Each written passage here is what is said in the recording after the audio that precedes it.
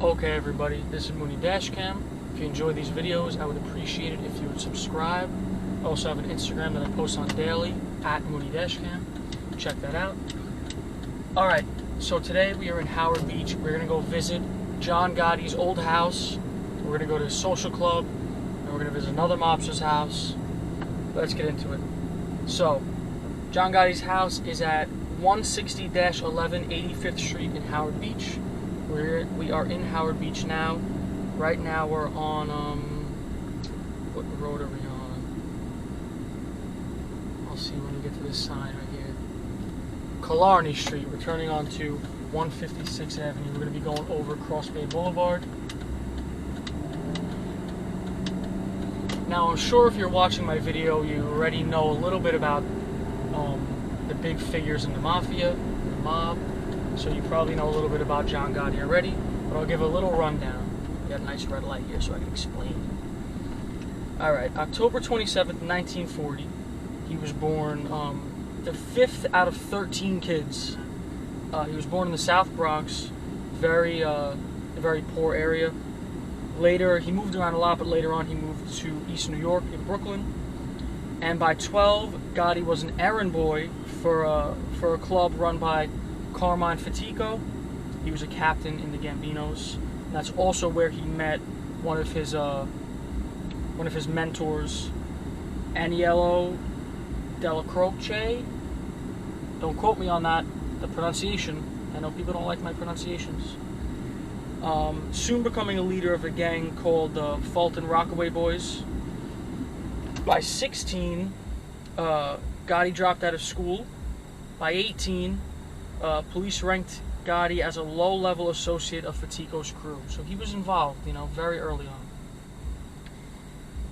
Quickly becoming... Oh, skipped a part. By 21, Gotti was arrested 5 times. Never served any real jail time for those arrests.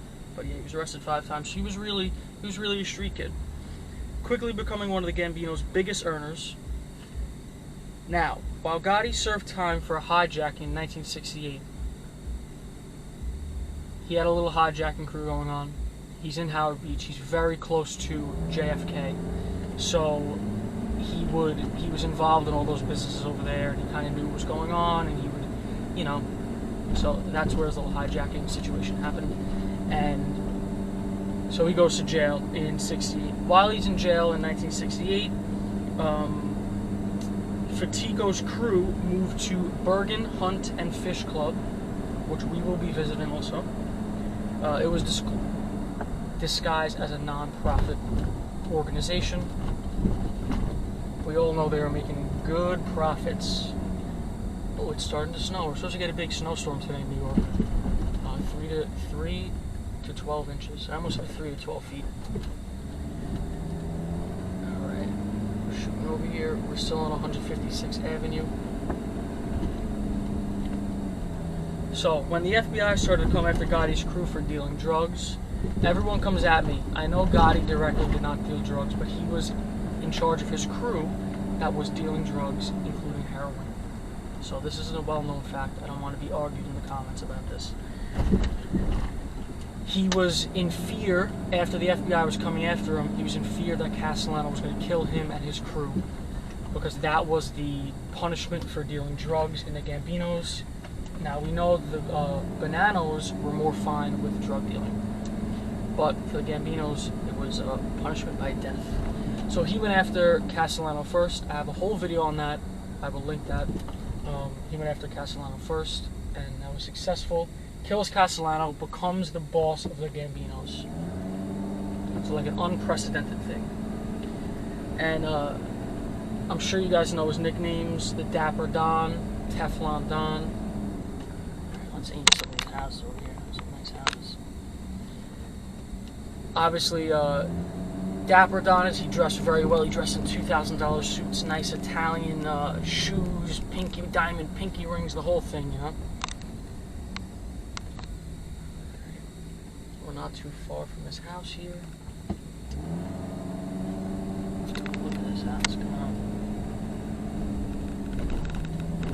It's a nice little row right here.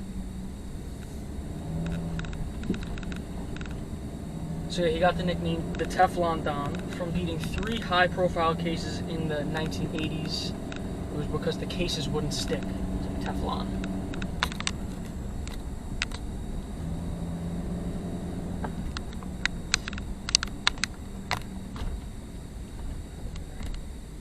We're about a block away now. It's pretty dead out here today.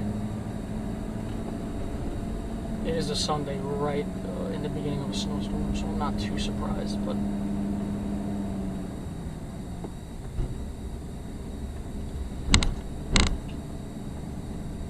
now it is estimated that while John Gotti was boss, he made between $5 and $20 million a year. That's what Sammy said. Sammy the Bull. When I reference Sammy, that's what I'm talking about. That was John Gotti's underboss, who we know flipped and ended up ratting on John Gotti. Now, 160 11 85th Street. Which house is it? I believe it's this house right here. Yep, there's a big old camera right outside. Let me make sure this is the correct house. It sure is the correct house. Back up here.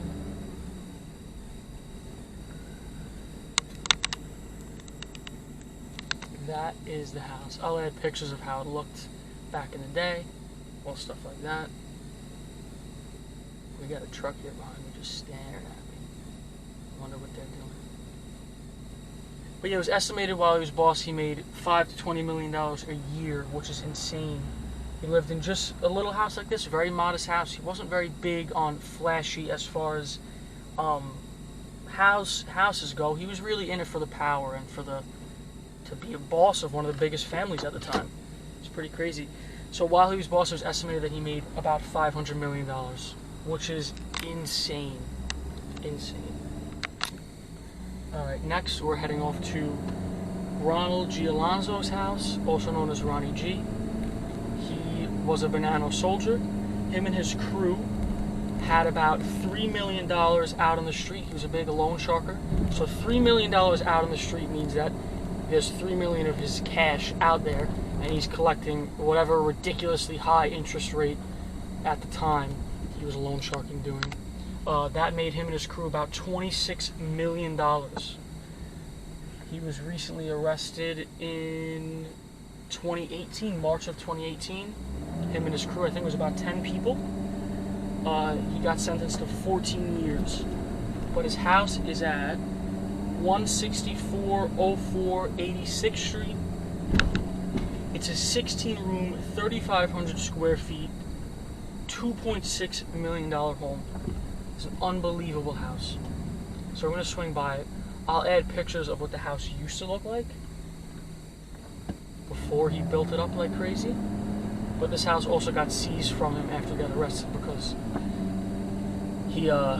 they're saying he used dirty money to build it, which is probably correct, you know.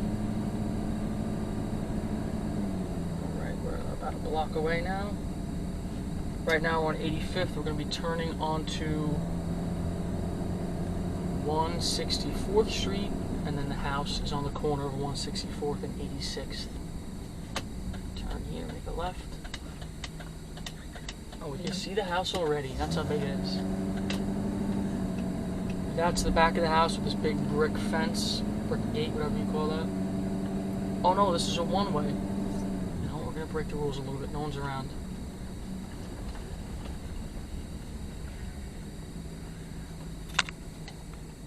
Look at that.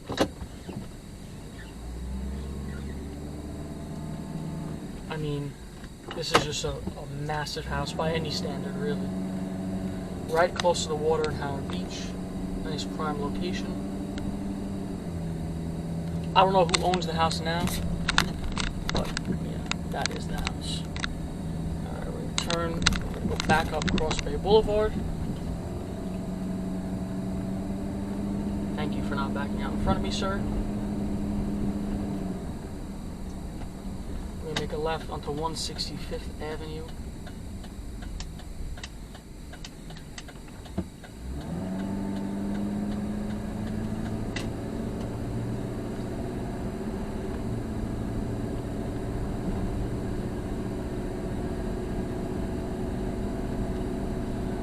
All right. Oh, you know what? I have a little bit to tell about John Gotti's grandson, also named John Gotti, the son of Peter Gotti. In August 2016, he was arrested for drug charges.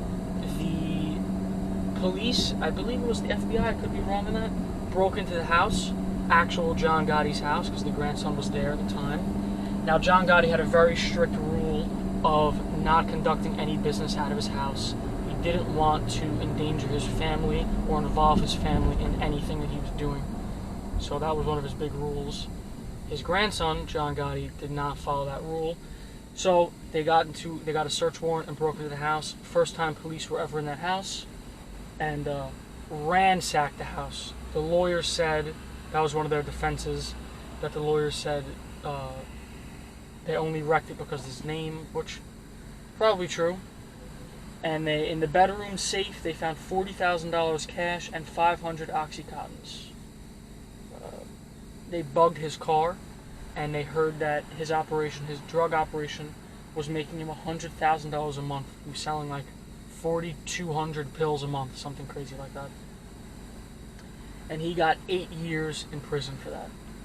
That's John Gotti's grandson, John Gotti. Not much diversity in the names there, you know? We're going to make a left onto Cross Bay Boulevard. We're going to head up towards New Park Pizza, just to swing by it. You know, it's a landmark. It's a very commonly known thing in Howard Beach. And then we're going to shoot up past New Park over to the Bergin Hunt and Fish Club, where a Gambino crew was run for 40 plus years. A wild spot. Very well known spot. Alright, I'll speed this up a little bit till we get to New Park Pizza.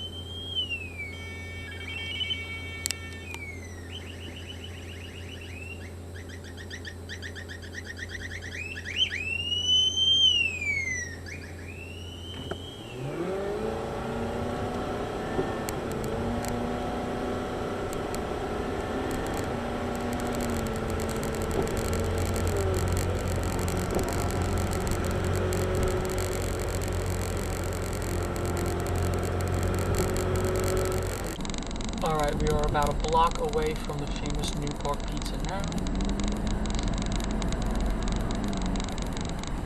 Oh, perfect. I'll pull up in this bus stop and get a nice little image of it. And it's a red light. Look at that. That's New Park Pizza. Now, also, very close to this spot right here was the very notorious murder of Michael Griffith, big racial incident in Howard Beach. If you guys want me to cover that in another video, let me know in the comments. I will gladly do so. Alright, we'll speed this light up and then we'll be heading off to Bergin Hunt and Fish Club.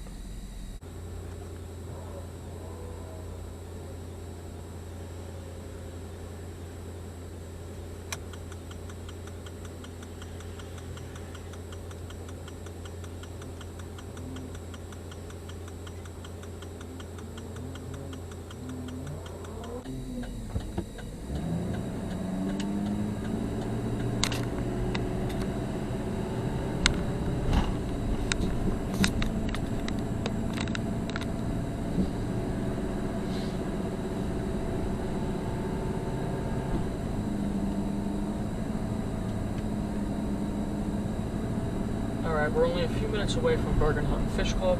I'll give you kind of the ending of John Gotti's story over here.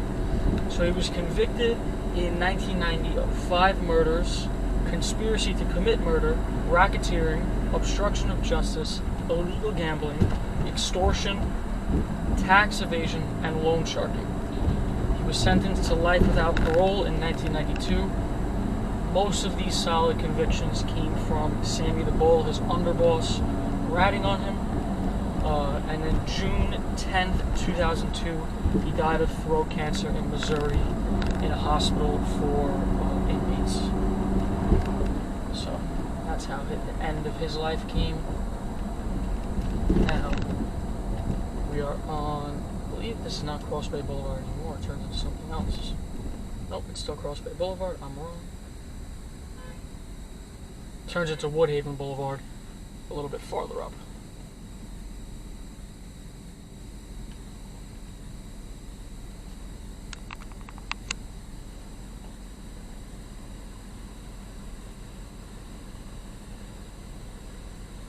Oh, I forgot to mention, Newport Pizza is 15671 Cross Bay Boulevard, Howard Beach.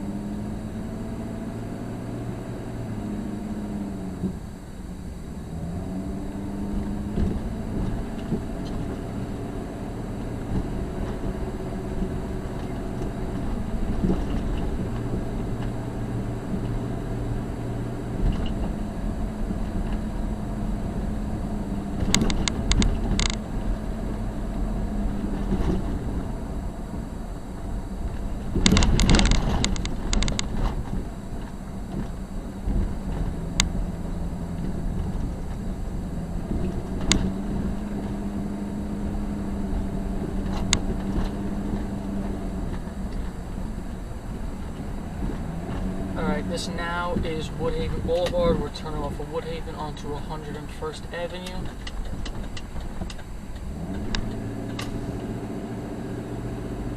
I hope we can get a good view of the club. I don't know how they pulled off making this a non-profit organization.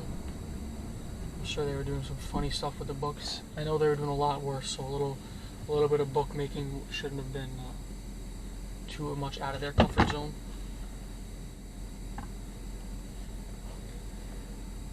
Then we're going to go around the block after this Gotti Social Club, and we're going to go to the block. I don't know the exact address. It's very, very hard to find, but the block that John Gotti Jr. Social Club was at it was less well known, but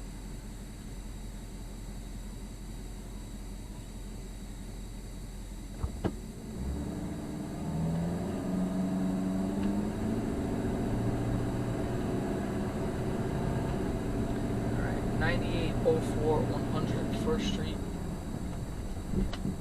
Throw the hatches on right here. It was these brick storefronts. Ooh, let me pass. There we go. Those two doors right there. I know they're at the very edge of the camera. I'll be adding pictures, don't worry about that. So those two storefronts were the Bergin Hunt and Fish Club. Inside, they secretly connected when it was still owned by the mob.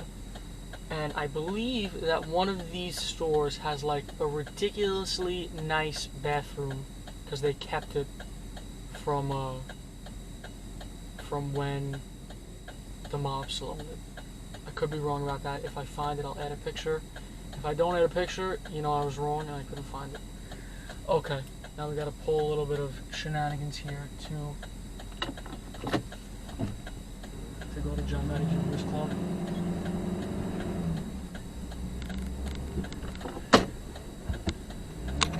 Nobody telling me, you know how I feel about rats. Okay. So now we're going up. What road are we on right now? 98th Street. We're going to be making a right onto 97th Avenue. We're going to go right next to the train tracks.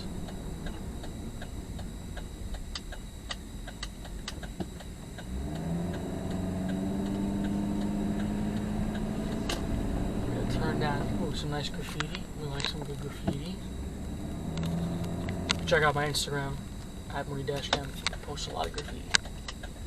Alright, turn down 99th.